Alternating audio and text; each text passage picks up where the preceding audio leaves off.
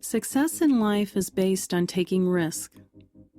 The most successful people in life have also made the most mistakes because they take more risk. They are willing to try something new, something unproven. They are willing to experiment, and they are willing to fail. Because they don't consider failure a disaster. Instead, they consider failure an opportunity to learn. A failed experiment tells them what did not work, which provides information regarding how to achieve success. If you want to be successful in your life, you need to be willing to take risks. Of course, these need to be calculated risks. A risk in and of itself does not lead to success. In fact, without evaluating the potential of the risk may be more likely to have negative outcomes, which is why many people avoid risk. They don't understand that successful risk-taking involves calculation and planning. You need to determine whether the risk has the potential to achieve what you want. You need to assess the cost of the risk and the consequences of the risk if it fails, and determine if it is worthwhile for you. Everyone has a different gauge for this. You don't have to assess risk in the same way someone else does, because the outcome is something you have to live with. Just because someone else is okay with risking their fortune, or even their life, does not mean that you have to do the same. You need to assess what outcome you are okay with. Risk does not need to be a major undertaking. It can be just stepping outside of your comfort zone. It can be trying something different, something you've always wanted to try, but didn't for fear of the outcome. It is the willingness to desire something and pursue it. In fact, the fear of taking any risk, of trying anything different, often shuts down desire. A person comes to believe that they really don't want anything because they have learned they can't have it. So why even bother thinking about it? People learn to not desire, to not want anything. But that is the first step of taking a risk. Desire, wanting something. For some people, desire itself has become a risk, the risk of disappointment. However, it is important to see desire as an opportunity and worth the risk of disappointment. You may or may not be able to have what you want.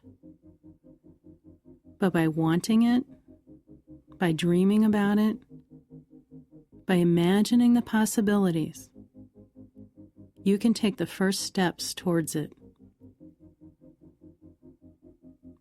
So instead of saying, "That isn't possible anyway," you can say, "Let me just imagine what it might take." Allow yourself to fully immerse in the dream. Once you visualize it, then you can ask yourself, what will it take to get there? At this point, you might not have all the information you need, so you might need to obtain information. How can you get this information? Who do you need to talk to? Obtaining the information may even involve risk for some people, because this could be outside their comfort zone. However, keep in mind that knowledge only provides you with possibilities. You still haven't made the decision to proceed. The information helps you calculate the risk.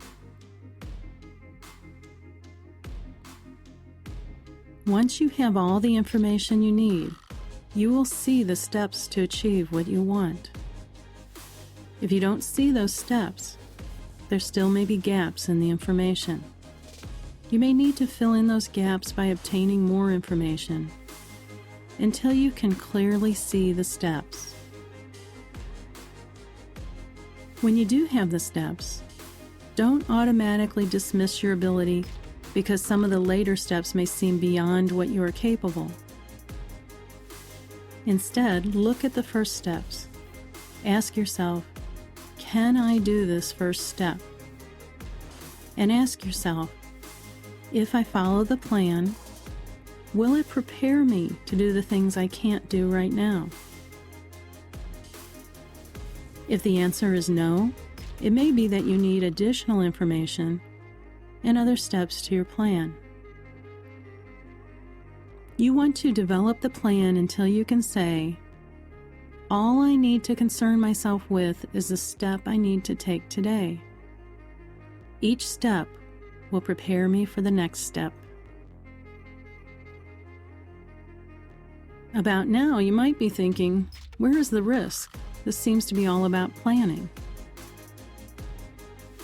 Which is the point I am making. By developing a detailed, well-informed, doable plan, you are minimizing risk. That is what is meant by calculated risk. This doesn't mean that there won't be any mistakes or failures along the way, but it improves the chances for success. Also, when errors occur, often it just means that you adjust the plan based on what you learned from the mistake, rather than quit the plan entirely. You also might be thinking, this seems like a lot of work. Again, you are right. The romanticized version of success being due to luck is inaccurate. The belief that success is due to being in the right place at the right time is not true. Success comes from making sure you are in the right place at the right time. It comes from making your own luck by being prepared. If you want to be successful, you want to create the belief that you can be successful. The best way to do this is to create a plan for your success. The more detailed the plan, the more doable it becomes. The plan allows you to be able to say to yourself, I can do that. From there, it just means taking the next step in your plan.